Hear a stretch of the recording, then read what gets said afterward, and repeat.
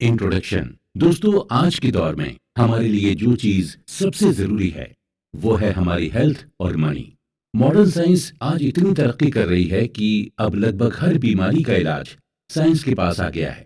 और अब तो लोगों की लाइफ एक्सपेक्टेंसी भी बढ़ती जा रही है।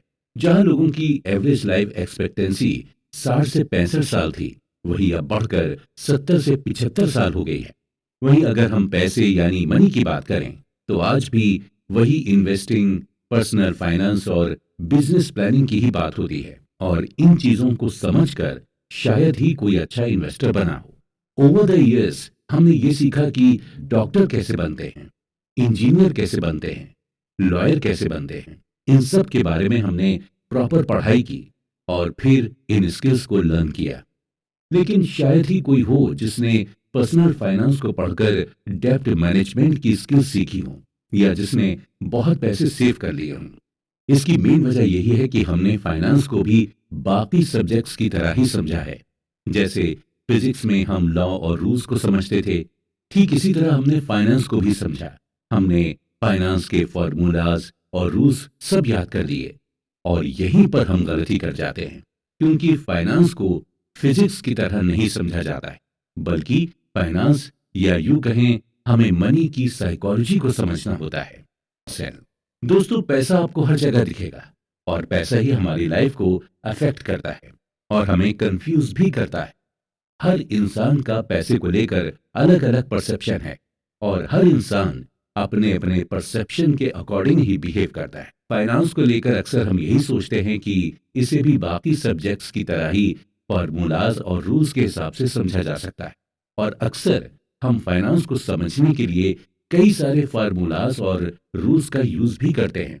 लेकिन फिर भी कई बार ऐसा भी होता है कि सारे फार्मूलाज और रूल्स अप्लाई करने के बाद भी हम फाइनेंशियली स्ट्रांग नहीं हो पाते।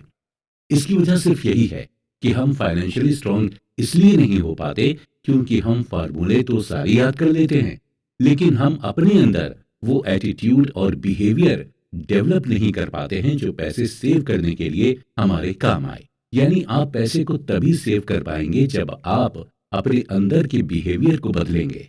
आप अपने अंदर ये साइकोलॉजी डेवलप करेंगे कि आपको वाकई में पैसे सेव करने हैं और आपको फाइनेंशियली फ्री होना है। साइकोलॉजी ऑफ मनी एक्चुअल में होती क्या है, किस तरह अपने बिहेवियर की वजह से ही हम रिच और पुअर बनते हैं।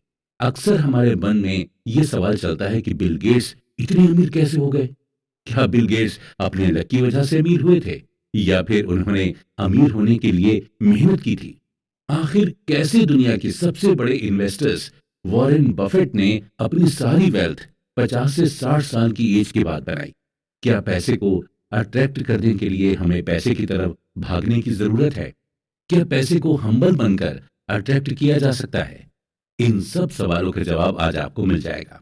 इसके अलावा आपको साइकोलॉजी ऑफ मनी को समझाने के लिए कई सारी केस स्टडीज भी दी गई और उन केस स्टडी से आपको ये मालूम होगा कि पैसा बचाने के लिए किसी भी तरह की टेक्निकल स्किल्स की जरूरत नहीं पड़ती, बल्कि पैसा सेव करना एक सॉफ्ट स्किल्स। और आप आज उन सॉफ्ट स्किल्स के बारे में जान लेंगे। आज इस डिस्कशन में पैसों को लेकर आपका जो भी परसेप्शन है वो चेंज हो जाएगा।